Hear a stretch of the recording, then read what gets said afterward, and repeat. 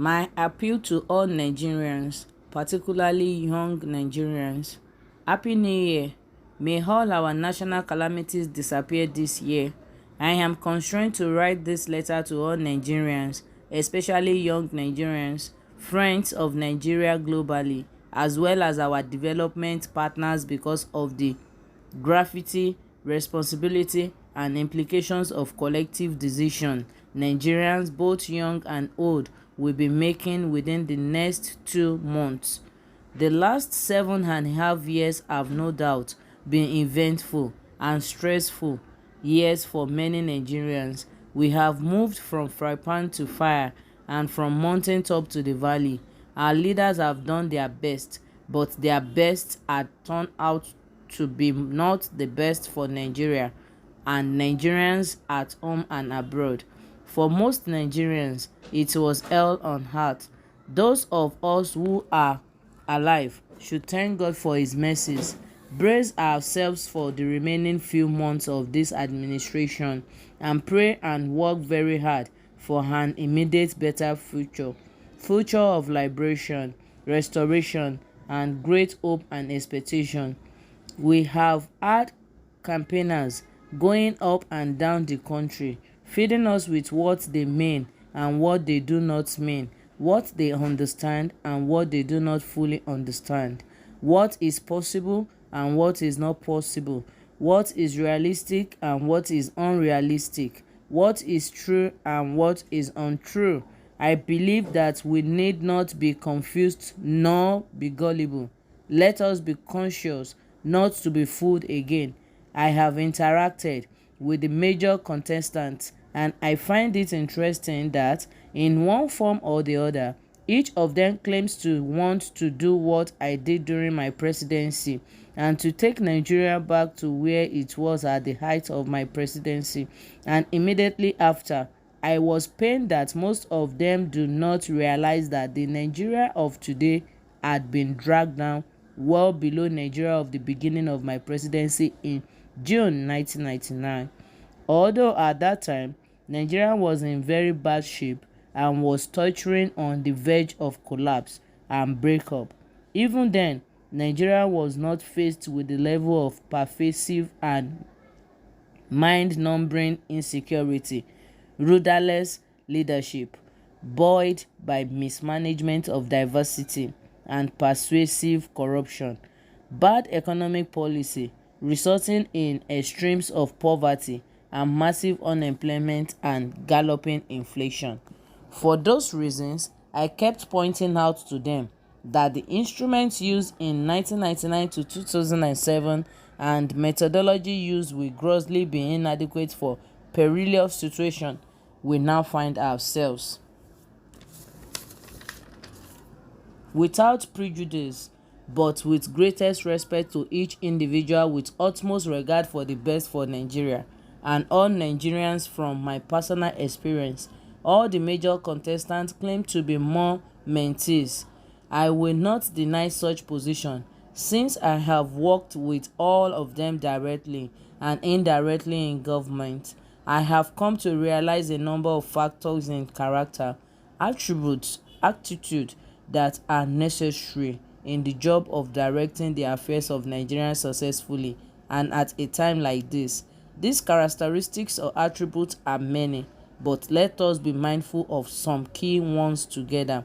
From interaction and experience, and as mentees as most of them claim, our will without prejudice, fear or ill will, make bold to say that there are 4 major factors to watch out for in a leader you will consider to host on yourself and on the rest of Nigeria in the coming election, and they are what I call TVCP. The rest of Nigerians in the coming election are watching out: track record of ability and performance, vision that is authentic, honest and realistic, character and attributes of a lady and a gentleman who are children of God and obedient to God, and physical and mental capacity, with soundness of mind, as it is a very taxing and assignment at the best of times and more. So it is at most difficult time that we are now. Let me say straight away that Emilokun, my turn, and I have paid my dues, are one and the same thing and are wrong attitude and mentality for the leadership of Nigeria now. They cannot form the new pedestal to reinvent and to invest in a new Nigeria based on all Nigerian government for the liberation and restoration of Nigeria. Such a government must have representation from all sectors of our national life: public, private, civil society, professional, labor, employers, and the diaspora. The solution should be in we and us, and not in me and I. Mind you, I reiterate that no human being is an angel, let alone a Messiah, but there are elements of these attributes on comparative basis and by measure of what we know of and what some of us have experienced from the front runners, we must assess judiciously and choose wisely. If anybody claims he or she has anything to the contrary, it will be up to him or her to prove to us. I pray not to be proved right again in the bad sense, but rather to be proved right in the positive and glorious sense of Nigeria becoming what God had created it to be: a land of plenty and prosperity, unity for common purpose of inclusive society, common security, shared prosperity, equity, egalitarianism, justice, and equal stake in the project Nigeria with leadership role of Nigeria for the black race and fair share of global division of labor. One ridiculous point that has been taunted to justify unjustifiable appointments and selections is competence. In truth and in reality, genuine competence can be found in any region or section of Nigeria through track record and performance. If only people will honestly and sincerely look hard for people with such attainments and attributes, most of us in good conscience can testify to competence when we see any anywhere. What is masqueraded as competence is self-interest and nepotism. We have a unique opportunity to correct ourselves by ourselves for the good of ourselves. Those who are preaching division, segregation, separation, and want us to diversify from their own self and selfish interest are enemies of the nation, no matter what else they may disguisedly profess or proclaim. The challenge is for Nigerian youth. If we fall prey again, we have ourselves to blame, and no one can say how many more knocks Nigeria can take before it tips over. To be forewarned is to be forearmed. Future is not emotion. I challenge the youth to arise. Let nobody pull wool over your eyes to divide you and or segregate you to make you underlinings. Nigerian youth, whatever they come from, north or south, east or west, need education, which is now denied to over 20 million children. Nigerian youth also need skills, empowerment, employment, reasonable, good living conditions, welfare and well-being. My dear young men and women, you must come together and bring about a truly meaningful change in your lives. If you fail, you have no one else to blame. Your present and future are in your hands to make or to mar. The future of Nigeria is in the same manner in your hands, and literally so. If for any reason you fail to redeem yourself and your country, you will have lost the opportunity for good, and you will have no one to blame but yourself, and posterity will not forgive you. Get up, get together, get going. and get us to where we should be. And you, the youth, it is your time and your turn. Ẹ̀yin ló kàn, your turn. The power to change is in your hands. Your future, my future, the future of grandchildren and great-grandchildren is in your hands. Politics and elections are numbers game. You have the numbers. Get up, stand up, and make your numbers count. Let me say this again, loud and clear. Nigeria has no business with insecurity, poverty, insurgency, banditry, unemployment, hunger, debt, division, and disunity.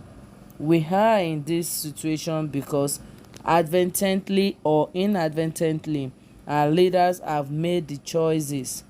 They have done the best they could do. Let them take their rest deservedly or not, and let them enjoy their retirement as septuagenarians or older. I became head of state at 39, and at 42 I had retired into the farm. When it was considered necessary, I was drafted back into active political life after 20 years of interregnum. I came back at 62, and by 70 I was on my way out. Others like General Gowon and Enooro became national leaders at 33 and 27 respectively, and General Gowon at the helms of leadership of Nigeria at the highest level. The vigor, energy, ability, dynamism, and outreach that the job of leadership of Nigeria requires at the very top may not be provided as a septuagenarian or older. I know that from personal experience, and it is glaring out of our current experiences. Otherwise, we will be filled with, the president says, and we will neither see nor hear him directly as we should. Yes, for some, age and physical mental disposition are not in tandem, but where and when they are, with obvious evidence, they must be taken into account for purpose of reality.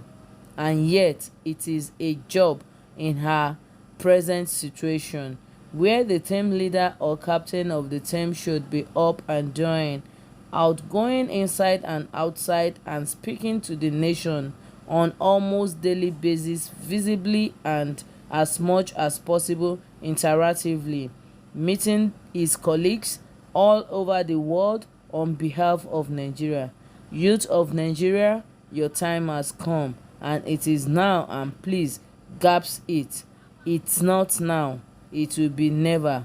I appeal to you to turn the tide on its head and march forward chanting, "Àwa ló kàn," her turn, not with a sense of entitlement, but with a demonstrable ideology, commitment to unity and transformation of Nigeria. Leave the past, face the future. Can we let past go? I appeal to the young Nigerians to stop inheriting other people's prejudice and enemies. Make your own friends and stop inheriting your father's enemies. Let's stop criminalizing and demonizing one another on the basis of the civil war, on which we are all wrong, and let's praise and thank God for preserving the oneness of Nigeria. The scripture says that if God would take account of all our wrongdoings, nobody will be able to stand. Let us stop fighting and reacting to the civil war in our hearts, minds, heads, and our attitude acriminously. Let's stop living on our different wrongs or mistakes of the past. Treasurable Vellon, Thief Rot and its handling, first military coup and its aftermath, second military coup, Araba pogrom, the Civil War, all in 1960s, and more recently OPC, Egbesu, Masob, Igbo, Boko Haram, and banditry. No regime can claim to be innocent or to be